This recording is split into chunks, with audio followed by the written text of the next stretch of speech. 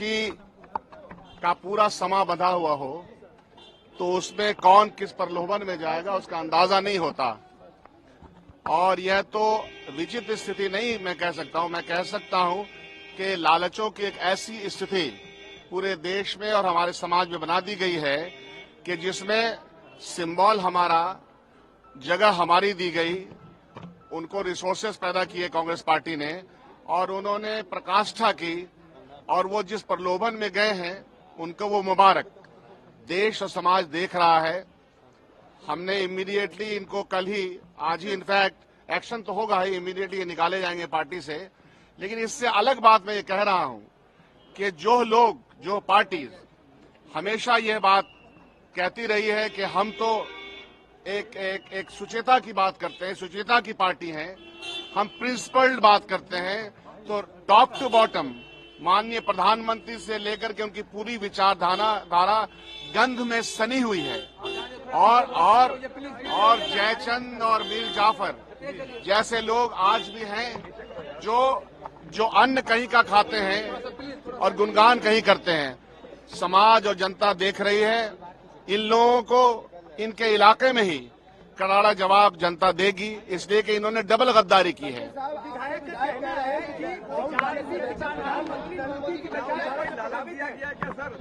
अब लालच है, प्रलोभन है, क्या है, नहीं है, ये सब लोग ये तो भारतीय जनता पार्टी को पता होगा, फहरिस्त उन्होंने बनाई होगी।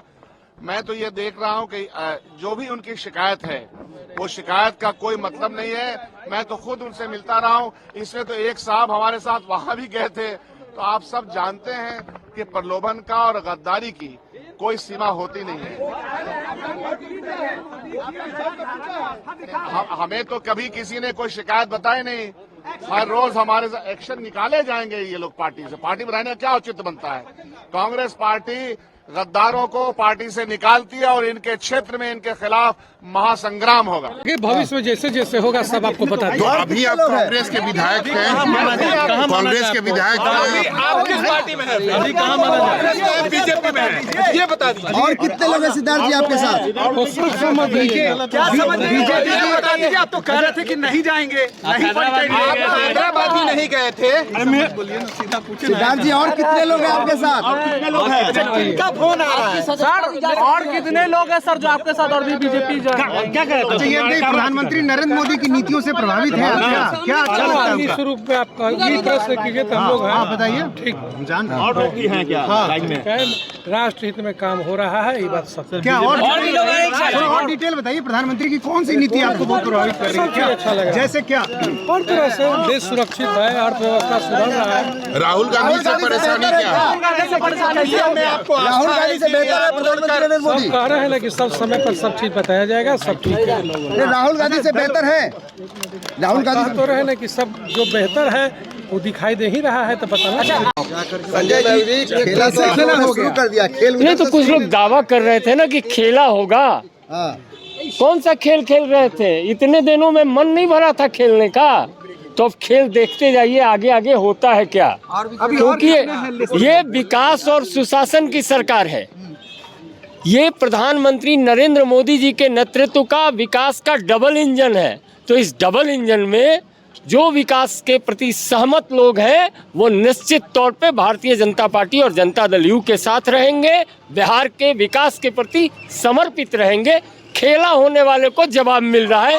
जैसे जैसे तेजस्वी जी की यात्रा आगे बढ़ेगी वैसे वैसे विकास और सुशासन के प्रति लोगों का समर्थन बढ़ेगा। पहले बड़ा खेला और होने वाला। और कितने लोग सवार होंगे? ये खेला नहीं है, ये खेला नहीं है, ये विकास के प्रति बिहार के जनप्रतिनिधियों का समर्थन है।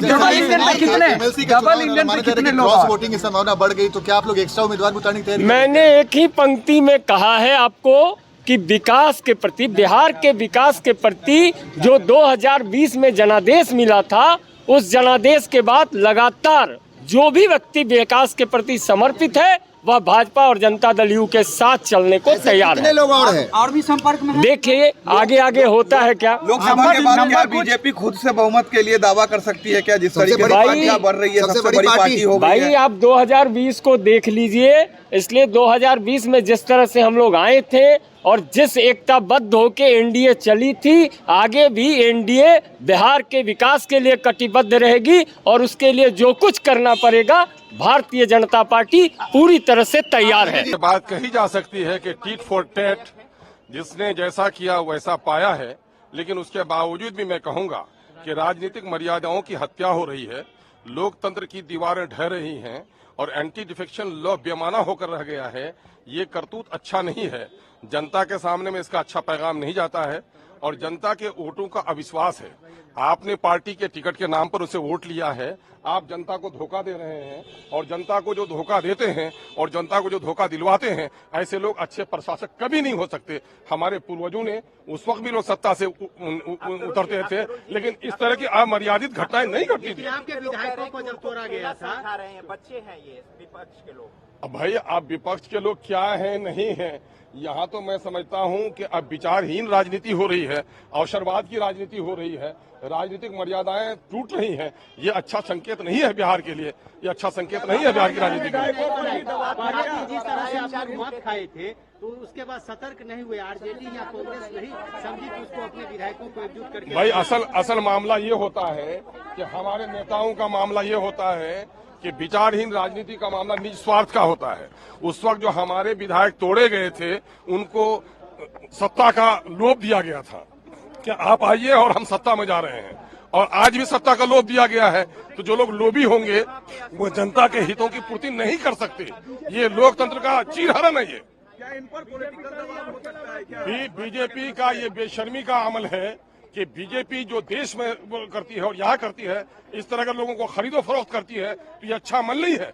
गर्चे ये काम पिछले दिनों में राजद ने भी किया है, लेकिन मैं सबकी निंदा करता हूँ जो किसी कमजोर को अब दबाव में लेकर आ जाए, पैसे की बुनियाद पर खरीद दे, पद का लोभ देकर इस तरह से करे, तो जनता ने उसे जिस पार्टी का नेता होकर समझ के वोट दिया था, जनता का वोट का अविश्वास हुआ है।